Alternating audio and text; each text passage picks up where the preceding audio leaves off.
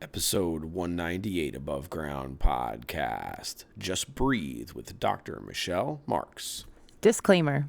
The hosts of this podcast, Will Foley and TPP, are not medical professionals, and this is not medical advice. Both Will and TPP have firsthand experience with mental illness. They have their own perspective and own thoughts on mental health challenges. Above Ground Podcast was birthed to help those who struggle with their mental health through honest dialogue. These conversations aim to break down the walls while building stronger foundations for positive mental health. By speaking openly and sharing tools, they foster connection. By fostering connection, they convey hope. With connection and hope, we can continue to increase awareness. This is Above Ground Podcast. Coming at you live with real conversations about mental health from the peer perspective, it's time for Above Ground Podcast. Now your hosts, TPP and Will Foley. Hey, what's up, everyone? Welcome to Above Ground Podcast. Above Ground Podcast, because you can't serve below. That's right, Timmy. What's up, TPP?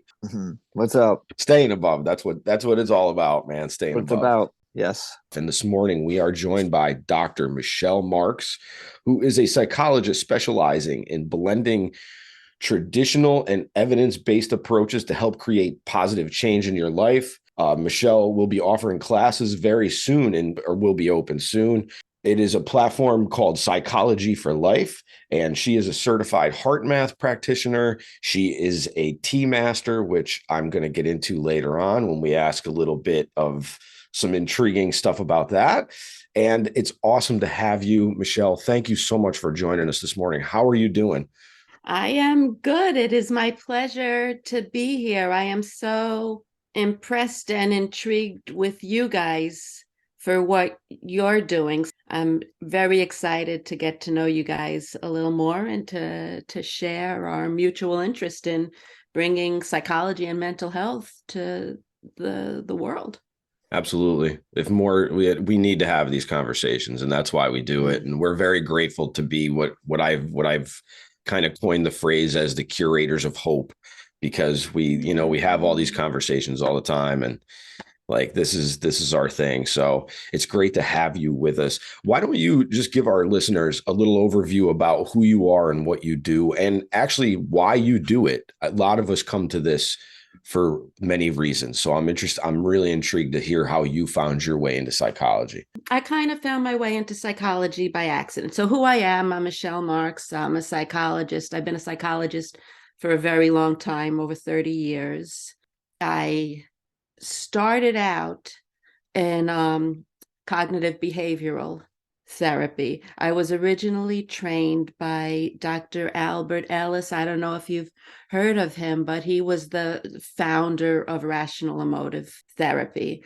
And that's where I did my psychology internship under him. So this was like gold standard training in what was the gold standard back then. So that's where I got my start. In theory, the cognitive method is so fantastic. I mean, Ellis was probably the first person to move away from psychodynamic therapy, which is what everyone was using back then, and sort of say, what you're thinking affects what you're feeling and what you're behaving. Everyone knows that now, but that was brand new back then.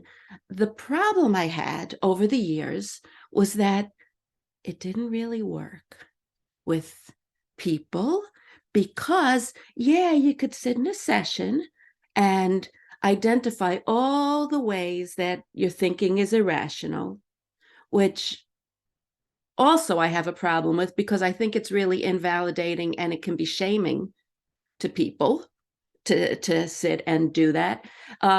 And then they come up with all these new rational ways to think so that they could have better emotions and react better. And then they leave the session, and 10 minutes later, they get triggered and do their old shit again. Can I use language? Anyway, so that's what I kind of noticed. So I was sort of turned off to cognitive behavior. And I didn't know if it was me. Maybe I'm a terrible therapist, because I come with my own baggage, or is it that this method isn't great? And it's neither of those things. over the years, and like I said, I've been around the psychology block for, a long time. There have been many, many changes in the last 20, 30 years. And the most important thing was this explosion of research into the brain and neuroscience. And what that has taught us is that, yeah, thinking does interact with feeling and behavior and emotions, and all of those things work together, but the emotions come first. And you can't talk yourself out of being triggered once you're triggered, because it's kind of like your logic gets locked into a closet. You don't hear it. It's like you've got the smoke alarm going on and you're running for cover, and logic is like, no, there's no danger. You can't hear it. And so these new emotion focused, body focused, calming neuroscience methods that have come out over the last decade, 15 years or so, have taught us how to manage the emotional part first, to kind of quiet those alarms. Then you could hear the logic. And so I do this stuff mostly for me. In your second half of your question, I was born very anxious. I'm highly sensitive. I've got all of that kind of stuff. I became interested in psychology because I needed it. And I am mostly self-therapized. I've been in this field for 30 years. I've learned many, many, many methods over the years. Every single thing I practice on myself, I tweak to make it practical. Then I bring it out to my people. It has helped me tremendously. There's no way in the world I would be able to be sitting here having a podcast interview had I not done so much work on myself. And so right now I'm at the point in my career where I'm sort of transitioning from working one-to-one to sharing these ideas with the broader public. There's a problem with access, and it used to be Psychology for My Life. The new platform is Psychology for Your Life. I love it. Thank you very much for bringing this to us and our listeners, and opening our eyes. I know Tim was intrigued by a couple of the things that he saw, so we might as well get right into that, because we're gonna have a little conversation about shame, I think. Okay. Well, I feel like we're not going to have enough time for everything that I would love to talk to you about, but we'll have to have you back on.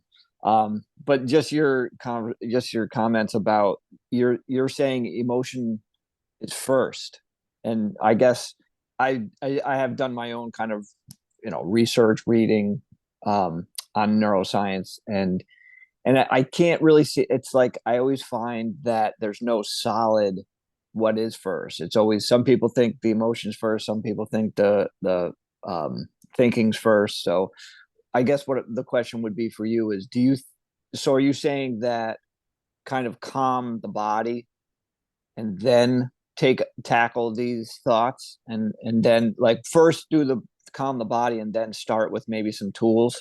I think that neuroscience is a very, very baby field. It's, it's in its infancy. So, and I'm not a neuroscientist, so I have to kind of give that disclaimer first. I'm so fascinated by it. I've done a bunch of training and an enormous amount of reading and practicing, but I don't have a PhD in neuroscience. I do think that there's a lot of, everyone's running around screaming amygdala, like, that changes. But what does seem to be pretty clear is that because we are wired for safety, that sympathetic nervous system stress response has to come before logic. If you are being chased by a predator, there's no time for you to say, Should I this or should I that? Is it a predator? We are wired to react. And so I do believe that when we're triggered, the emotion comes first. And if we're triggered in that way, we have to be able to kind of quiet the alarm and then allow logic to come online. If you have access to logic, use it. But if so like, for example, this morning I woke up, I'm going to be on a podcast with you guys.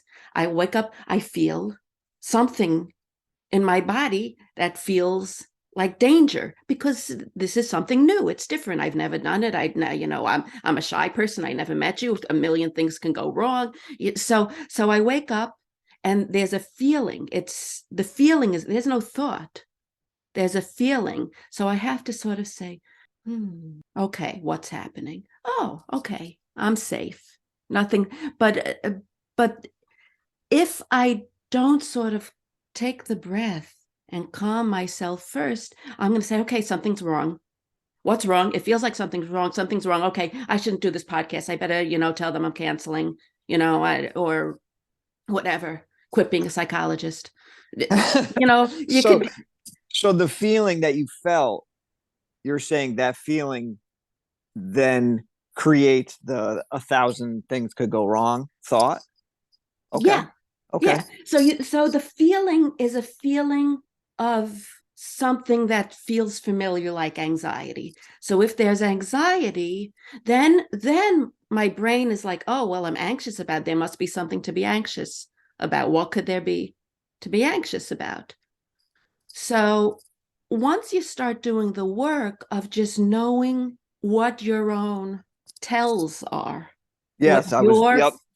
first signs are, then you could sort of stop and say, okay, I'm feeling this feeling. Pause. What's really going on here? And then it's like, Yeah. oh, actually, I'm excited, you know? So one of the things that you just said with the, if you're being chased by a dinosaur or whatever, and you have that's the safety mechanism. So I guess in today's world, should we calm the body and then ask ourselves, is the thought actually a fact? Because we could be, like you said, we could be scared and then think about it, and what we're scared, our feelings aren't necessarily facts, I guess is what Right. I'm trying to say. So in Yeah. that aspect, you'd still stay on that same calm the body first and then stay in your rational mind, I guess, wise mind. Yeah. Yeah. So so mindfulness has to come first, is what it is. Okay. You have to Okay. kind of notice, okay, that I'm triggered. My alarm is going off. That's the first thing you have to. So an analogy or metaphor, I confuse those two, that I always use is the smoke alarm in the house. I don't know if you've ever had your smoke alarm go off when you're cooking. I have it happen all the time. Our threat system is like the smoke alarm. It's not, the threat system is not smart. The threat system doesn't know if your house is on fire or if you burnt a piece of toast, So if every time that smoke alarm goes off in my house, I run out of the house screaming because the house is on fire, I'm going to have a problem. But if I could sort of notice in myself, okay, my alarm's going off, what's going on? Is it burnt toast or is it a fire? So you have to know what your own alarm feels like. We're equipped with these things, but they're not nuanced. Love So it. Love it. Yeah, that's awesome. Coming back to this part about the triggers and things, Tim and I have had conversations about this, and I kind of coined the phrase the limbic jukebox.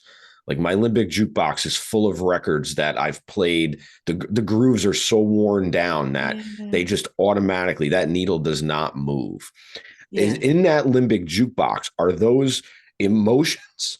Are those thoughts about emotions? I'm trying to put the emotion together with the thought, and probably trying to make like a peanut butter and jelly sandwich with emotion, thought, and trigger, I guess, maybe. Yeah, well, they all kind of work together. They, like we can try to deconstruct them a little bit, but they all come and they feed each other. A song has multiple elements, something that's playing in the jukebox. You've got the guitar, you've got the drums, you've Sure, got you got melody, vocals. you got harmony, Yeah, you got rhythm, you got, yeah. you know, She's speaking our language, Will. she is. Yeah, I'm very curious about you guys and your connection to music, so maybe we'll get to that. Yeah, we could talk about that later. Yeah, yeah. The thought can come first or the feeling can come first. But whatever it is, once one is happening, unless you kind of stop and take that pause and say, hey, what's really going on here? They're going to just keep feeding each other and feeding each other. And it becomes a repetitive loop. So it's just like Yeah, running a loop through a loop station where it just yeah, constantly plays. yeah. And I call that RUTs, repetitive, unhelpful thoughts. Ah, I love that. That's great. Yeah, yeah. So I made that up. So let me ask you this because that just popped up. So the ruts, can you give us a little insight and maybe some tips on how to maybe either not necessarily stop the ruts, but pick ourselves up out of the rut? How do we stop tripping over the rut? Yeah. So I'm going to go back to the emotion part first. You have to sort of quiet that alarm a little bit, or recognize, because if the alarm is just blaring and you're panicked that the alarm is blaring, it's going to be very hard to get out of that rut. And so once you can kind of sort of allow your thinking brain to be online, then you can use some of those cognitive tools like I learned with Albert Ellis. So, yeah, so the questions that you can use. And so I've got a little tool for this too. They're all kind of D tools. You can distract yourself from the thought, you can detach yourself from the thought, or you could dispute the thought. So if it's just one of those ruts, it's like, oh, I'm playing this tune again. I'm familiar with this. Oh, this is how I always, once it's like a familiar thing, sometimes it's like, oh, here we go again, So one thing that sometimes works is just find something else to do. Lower the volume on the thinking and put yourself into something else, Or you can detach yourself, and there are lots of ways to detach yourself. One of my favorites is to give that thought a name if it's familiar. And I'm sure you've heard about like internal family systems therapy, or therapies that talk about parts and things like that. You can name that unhelpful thought if it's like something that becomes so I call mine, when I get into my critical thinking, I call that sunshine. She shows up, it's like, hello, sunshine, thank you. So that sort of allows me to make it separate from me. Another way to detach is to just say, oh, I notice that I'm having the thought. So rather than I'm a bad person, I could say, oh, I notice that I'm having the thought that I'm a bad person. Or, oh, my mind just produced that thought again. So those are ways to detach. And then the third thing is, like I said, dispute. Is this thought helping me? Is this thought true? What's the evidence? So all of those are great tools that you could only use when you're in your right mind.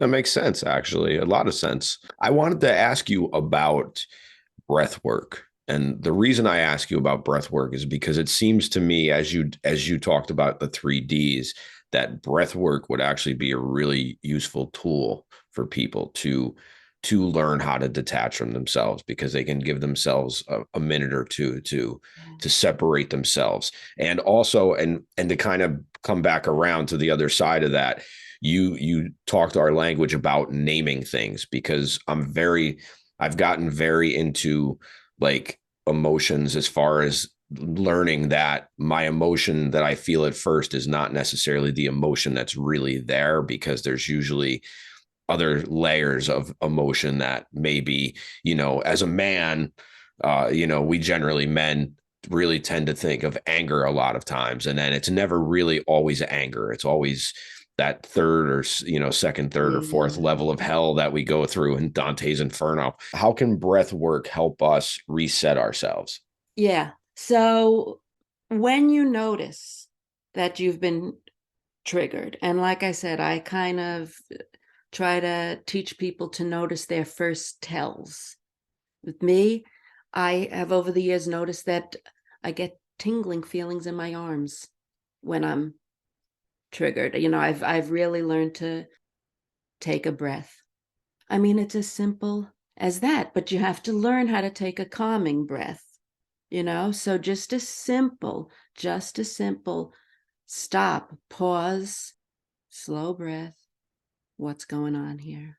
I felt myself settle a little bit. Then okay, all right, what is happening here?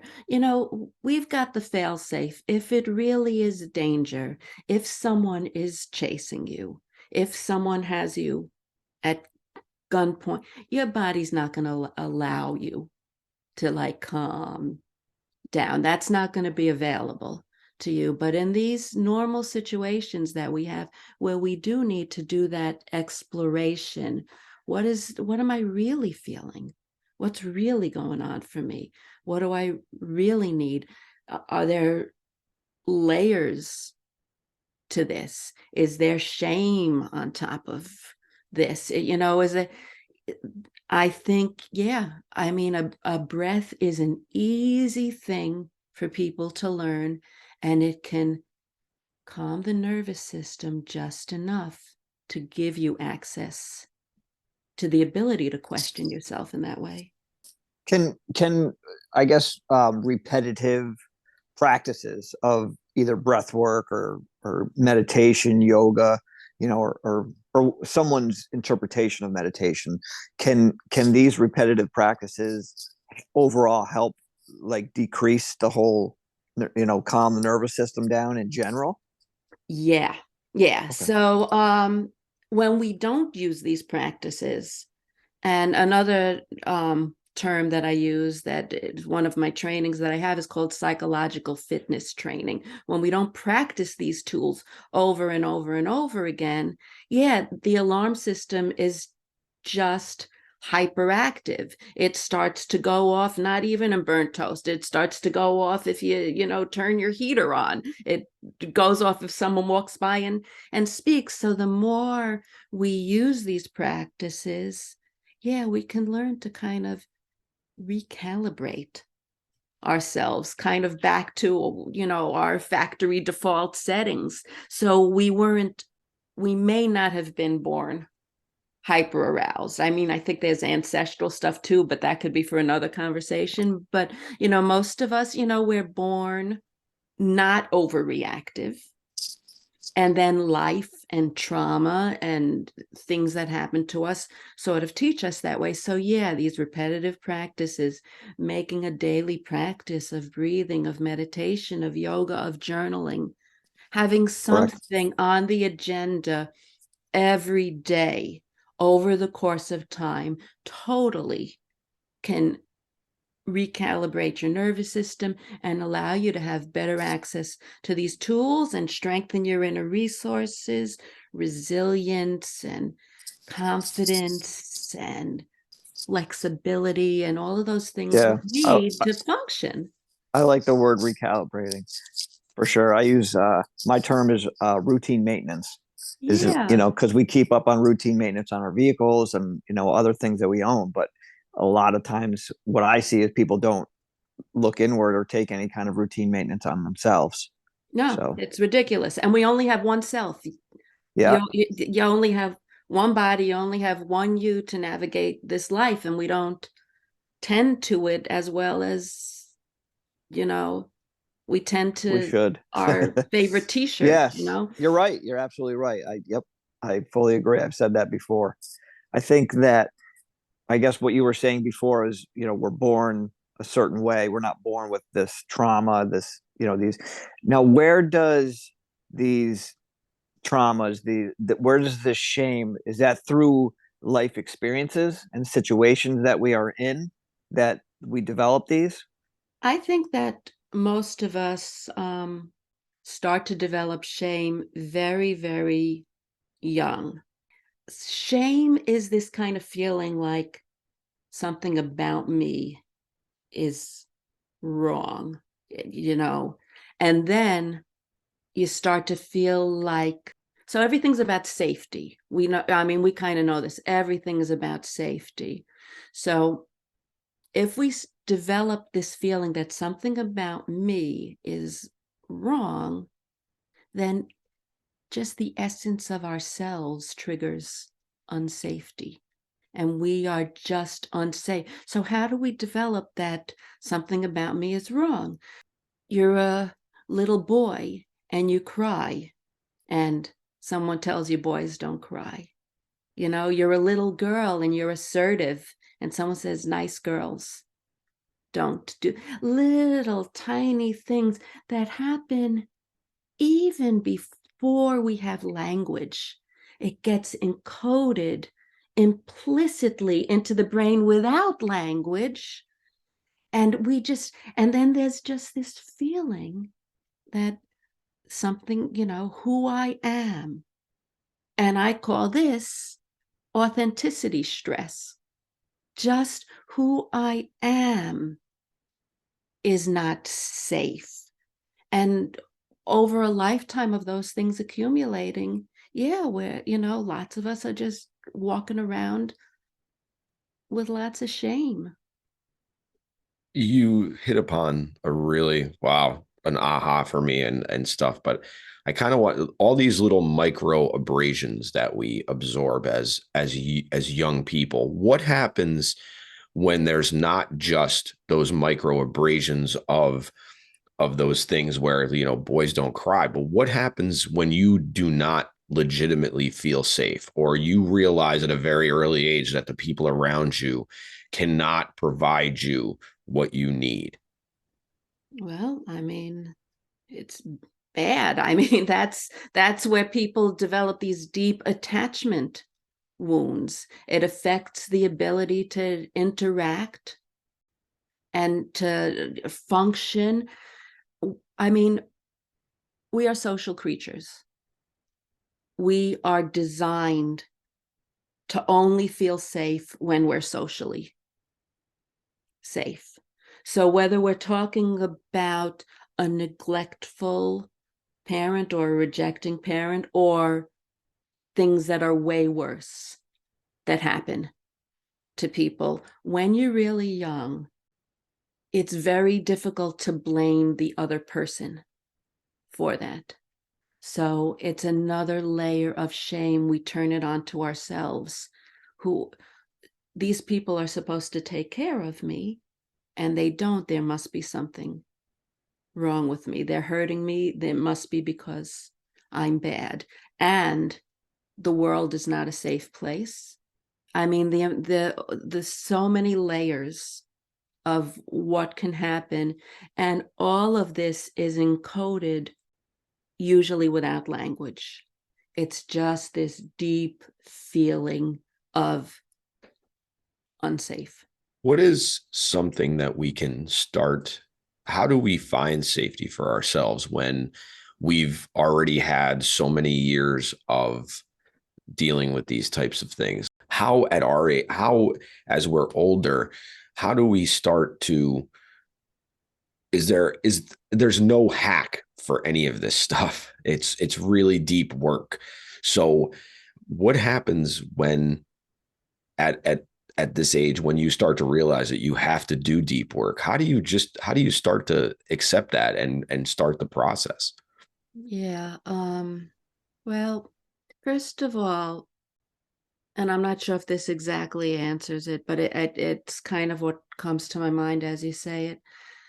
The first thing I think people have to recognize is that there's nothing wrong with you. This is something that is a glitch in the wiring that has occurred because of something. Your brain is doing it right, but your brain doesn't understand the nature of what has happened. So there's nothing wrong with you. I find that for almost anyone I have ever worked with, there's something about the normalization and the validation of, you feel this way for a reason. It's because of the way you're wired. It's because of what happened. And even if you feel it so deeply, there's nothing wrong with you for feeling this way. Once you can get that, then maybe you can start to have access to some self-kindness and self-compassion.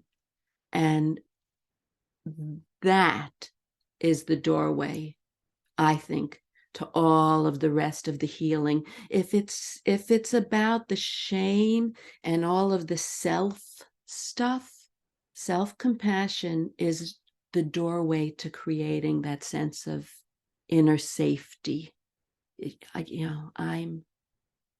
I'm okay for who I am. And even if when you start doing it, you don't believe it, like Tim said, repeating it and repeating it and repeating. And I know this from myself. I told you at the beginning of this conversation, I have done all of this work on myself.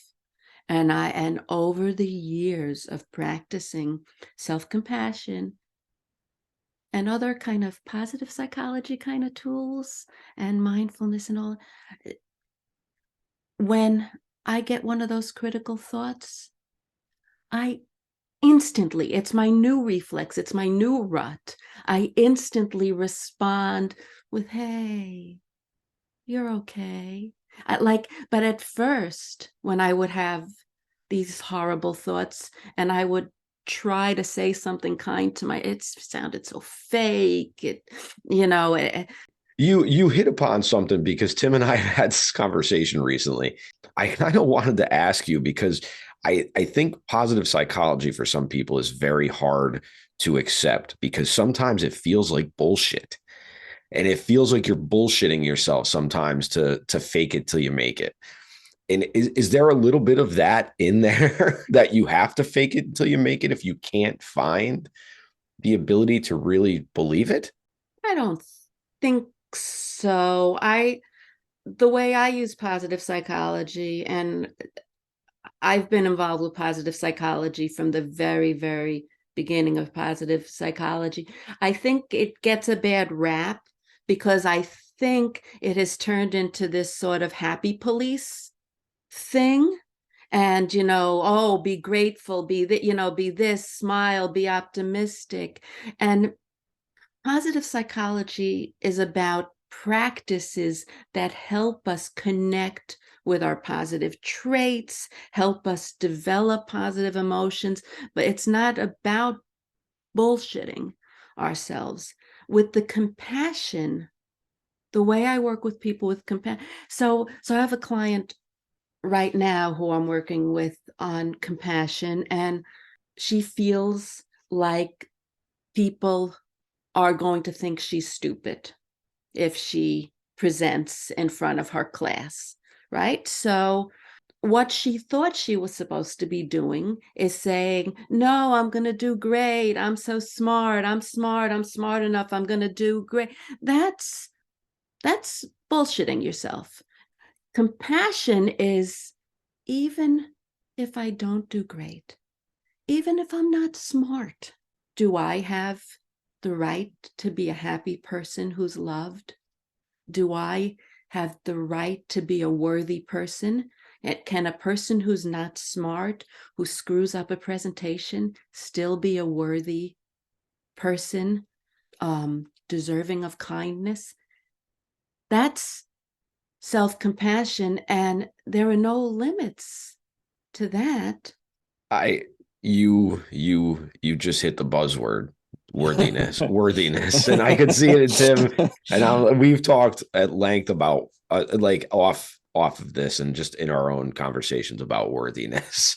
So where does worthiness start from? Does it start at that beginning stages, or is this and obviously we're all works in progress, and all of this is progressive as we go on. So where does worthiness come from, and where does it start from?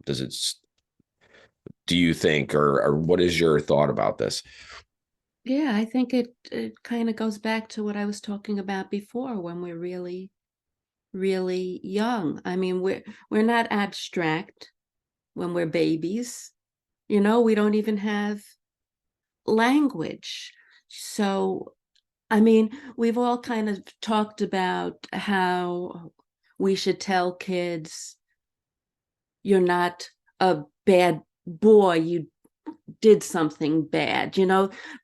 When we're really young, we can't understand really the difference between that kind of stuff. So any sort of social rift or social break between you and mom, you and dad, you and caregiver, you and someone or anyone is going to create that sense, me bad, not safe, bad equals not worthy.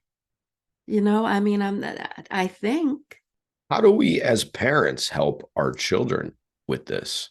Because this is a way different world than we grew up in. And there's way more pitfalls and way more things that you've got to watch out for.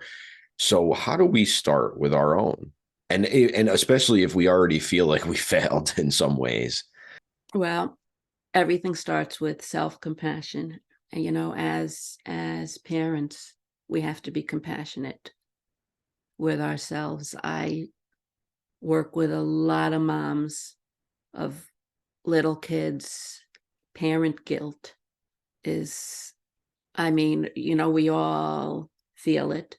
No one has a perfect parent. I didn't have perfect parents. I wasn't a perfect parent. What's more important in parenting than making sure we never screw up is being a model of someone who will fix it when we screw up. Being able to sort of admit that it teaches so much to the kids about just sort of being able to accept themselves, warts and all. We all need to be able to do that. I believe that from a very young age, kids need to be trained in these tools that, the three of us have come to later in life in order to be equipped. Because, I mean, It certainly would make the world a better place, wouldn't it? yeah. And I it would also make it a lot easier for us to fulfill those missions in life that we're put here to do, right? Yeah. Yeah. Yeah. I agree. I actually I just released self-published a book, and in the beginning part I do a little talk on my thoughts about adding this to the education system, because trauma doesn't care if you have a 4.0 grade average. You know what I mean? Yeah. It doesn't care about your test scores. So to and just from this conversation right now, it almost sounds like, as you were saying, when you're a little kid, you can't really differentiate, but you get that feeling. It's that emotion. So in my head, I'm like, okay, so when I was a kid, I had this feeling, and I myself came up with some kind of definition for this feeling, which probably was way off target, but that's what I did. So I self inserted this thing that I'm not worthy. Okay. So everything else that I did from that point on stemmed from that foundation. Yeah. So Yeah. if we can, I think what you just said is that everything starts with self compassion. I just finished a book on self compassion because it's something that I'm working on, working towards, and I fully agree with that sentences. And I think a lot of people misconstrue the word self compassion. Definitely. Self compassion isn't necessarily like, oh, hey, this person's pissed me off, I'm going to tell them to fuck off. Like that's not, I think what you were saying when Will asked about the kids, it's being that example of, you know what, I'm human. I'm going to make mistakes.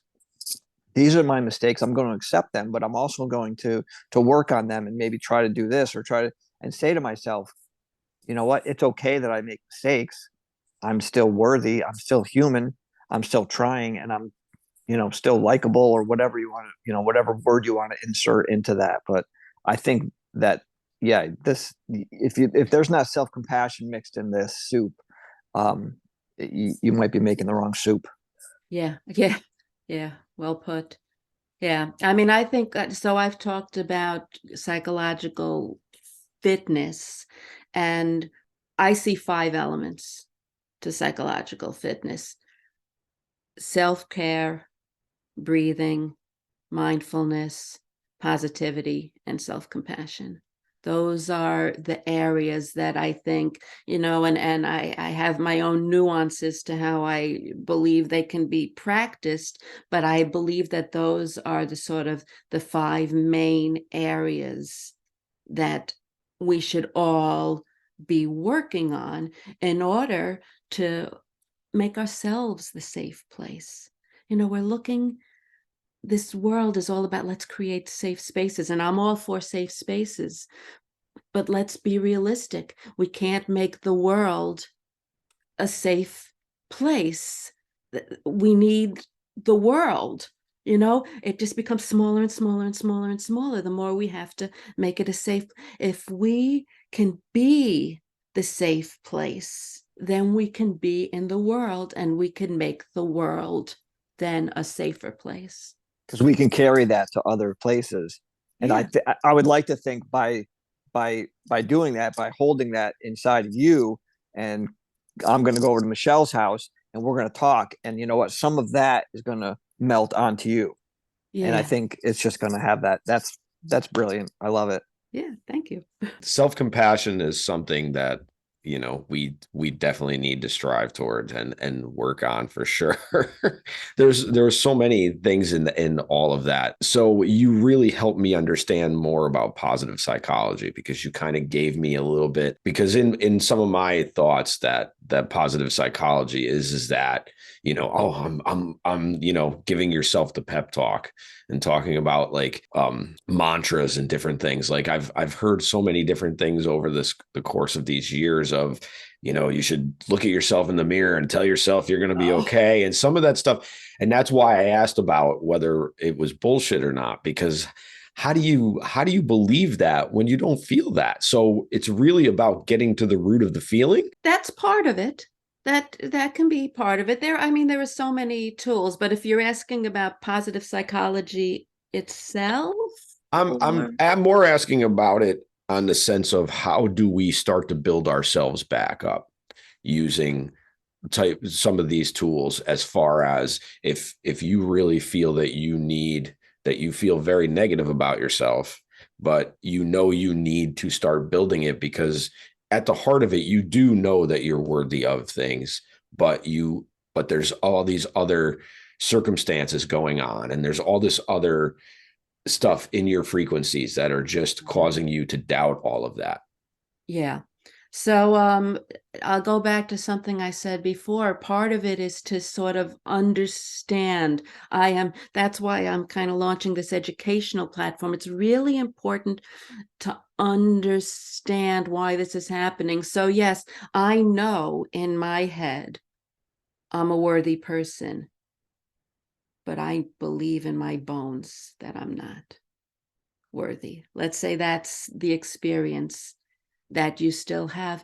You could say, okay, the reason I have that, I I understand. do sometimes. Yeah. It's I mean, I carry insecurity that people can validate me 24/7 on the things that I feel are defective about me. And maybe it'll make me feel better for a millisecond, but it'll also trigger this, well, they don't know, if they Oh my really God. found I was out. just going to ask you this, because that's what I do. And I was going to say that exact thing. And then I was going to say, like, what if you feel this way, but then you also and this could be a cognitive distortion on my end. What if you see patterns of supporting this?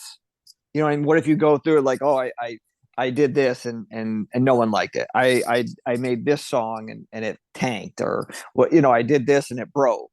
So what if you know what I mean? Like that. And I'm a firm believer of look within and have everything intrinsic. But sometimes that extrinsic stuff does, like, I don't need it, but when you see patterns of it, it tends to kind of push you down further for me. Yeah. Well, I mean, there's a lot in what you just said. And it does come back in a way to the compassion, because the bottom line, when you get below all of it, and we could kind of play with, well, is it that you've accumulated these mistakes because of these unhelpful thoughts, or are you having a cognitive distortion, or this or that? Who even knows? But below all of it, if we can truly train ourselves to understand that, you know what, I am flawed. That's okay. And that's really hard. I mean, that's really hard. We're not trained to believe that when we're very young. And these early learnings, they take hold. They feel like life or death. They really feel like life or death, because when we're young, that social approval is life or death. We are depending on people for our very survival, right? So feeling approved of feels very, very important. And then if we start to internalize those disapproval kinds of feelings, then of course it starts to feel like life or death. If I screw up this presentation, it feels like life or death. Again, understanding this is just something that happened in my nervous system. This is a mistake that my nervous system is making, and it feels so real because the nervous system is designed to make alarms alarming. So it's more, maybe I'm wrong. Correct me if I'm wrong. It's more of like, this may be a part of me, but it's not me. I am this, but there, I may have a piece of this or this and this. I have flaws, but I'm not defined by my flaws. Yeah. Everyone has to. I mean, we have to learn how to accept ourselves as flawed. We're too fragile. We're too fragile if we can't learn that. So that. Yeah, absolutely. It's just, I think it's tough in general, but like, if you're, depending on where you are on the spectrum, I mean, we both, Will and I, talk about, the wellness spectrum. I think one side's illness, one side's wellness. And depending on if you're closer to the illness side, some of those can have a deeper cut, So yeah, I agree. It's just, I think sometimes it's hard to pull yourself up on that ladder some days. It's really hard. It's really, really hard. And so, again, compassion is important, but sometimes you don't have access to that. And so therapy is important.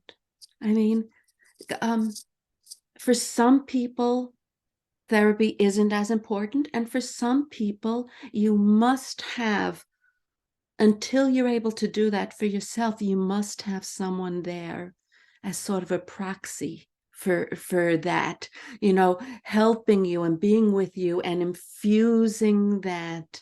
Struggle buddy. Oh, struggle buddy. Yeah, you always gotta have a struggle buddy. Yeah, you gotta have a struggle buddy. Absolutely. Yeah. So it could be a therapist, it could be a friend, it could be a coach, it could be a grandma, it could be someone in your imagination, but whatever. Well, speaking of struggle buddies, Tim and I have been struggle buddies now for quite some time. And you had asked at the beginning about our connection to music and everything. So I wanted to ask you first, Why are you intrigued? Are you a musician? Are you a music lover? Is that where it stems from? I'm a music lover, and it's in my family. My grandmother was a violinist in the Moscow orchestra. She was a real violin prodigy, Wow. and then World War II Okay. happened, and Nazis and Yeah, and absolutely. all of that kind of stuff. There, and there's music. I have music in me. I don't make music, but music is my cure. And my son, he lives out in California. He's a musician now, among other things, and he went through some tough shit growing up. We had there were some problems that happened, and he says music saved him. Tim and I have met through music because Tim was the drummer in the Albany hardcore band Section 8. I was the singer in a band called Freak Nation. We were both playing out at the same time. It's just different styles of harder rock and roll. And Tim actually came with me about a month ago. I did a show at the Fuse Box in Albany, and Tim and I did a cover of "I Am the Highway" from Chris Cornell, Audio Slave. We both love music. Most of the titles for the episodes come from a song. Can you actually tell our listeners where they can find you? So my website is michellemarksphd.com, and that's it right now. And the courses, I have the domain, but it's not yet linked because I'm just starting to populate the classes. I've got the breathwork class. I've got a psychological fitness training class. There's many more in the works. And that website is going to be psych for the number 4 yourlife.com. But it's also linkable through michellemarksphd.com. And so the next class that I think I'm going to be putting out is a class for IBS, because the sort of brain gut connection is really, Sure. really interesting. Sure. Absolutely. That's awesome. Absolutely. Yeah. Awesome. Yeah. Thank you for being here. We always end the podcast with 3 questions. So we're going to get rolling. Do you have a favorite or a least favorite word? Well, I think my favorite word is flourish, because I like to help people flourish and help eliminate obstacles. And I think I don't really like the word phlegm. Okay. It's kind of gross, It's kind of a gross word. It is kind of a gross feeling, actually. I Yeah. love that you chose flourish, though, because flourish is kind of a musical term too, because Yeah. especially in classical music. That's awesome. And nobody's ever used either one of those 2 words. No. The second question is, and I have changed this up. I try to change it around whatever we are talking about and things. So something intrigued me, and I know this intrigues Tim. My grandmother used to drink tea every day. Now, she wasn't a tea master or anything, and she drank Lipton tea, but she taught me the value of tea. And I love tea, although I'm more of a coffee person. So I wanted to know, where does tea fit into our mental wellness? Oh, tea is like wellness in a cup. It really, I mean, first of all, it's got a lot of health benefits, but I mean, if you go across cultures and throughout the world, there are so many different tea ceremonies and tea rituals that people use. And just in terms of the chemicals in tea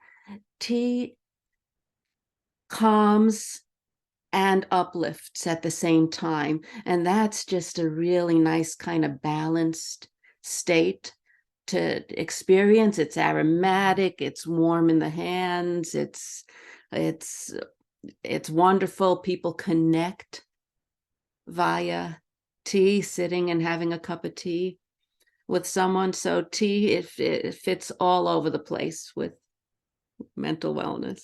It truly is really all about connection. And it's been awesome, so awesome connecting to you. And I'm so glad that we were able to connect and that you were willing to come on and share all your stuff with us. It's been awesome. Yeah, thank you. I just wanted to say thank you too, not only for helping our listeners flourish, but you made an impact on me, with your knowledge and wisdom, and so just I really, really appreciate you being here with us. Yeah, thank you. I appreciate you guys too. You're doing something so important, so brave. So thank you. Thank you. So the last question is, Oh, another one. yes, this is kind of a big one, but whatever. If there was something that you would like to see done or that you could do for mental health without any kind of restraint, what would it be? Well, we kind of talked about it already. I would integrate psychological fitness training into every curriculum, starting in preschool. And that would just be, there's physical fitness, there's gym class, right? So there needs to be psychological fitness training to make kids be their own safe space, resilient, courageous, strong, flexible. That's what I would do. Perfect. I could not agree more. Perfect. I love it. That was awesome. Thank you so much, Michelle, for being here. You can find Michelle at michellemarksphd.com. I'll have all of the information in the show notes. Timmy, wow. Wow. What a great way to start the day, man. Wow. Amazing. I'm like psyched to just get up and smile now. Yeah. It's great, man. So yeah, there awesome. was a lot of nuggets in there, a lot of good tips and tricks, which we like to put out there. I really hope that people will visit her website and look into her classes, because she's full of knowledge and wisdom, for sure. Absolutely. It's awesome that we get to connect with people like Michelle and others out there. So we're going to get out of here. So until next week, get well. Be safe. Stay above. Thank you for giving us a listen. New episodes every Wednesday. If you listen on Apple Podcasts, you can share, rate, review, and even subscribe so you'll never miss an episode. Other ways to support the show: follow us on social media, share the content, share our episodes. You can also buy us a coffee at buymeacoffee.com/abovegroundpod. For further concerns, show ideas, or just to say hi, you can email us at abovegroundpodcast@gmail.com. Once again, thank you for listening and supporting mental health. Keep the conversation going and stay above.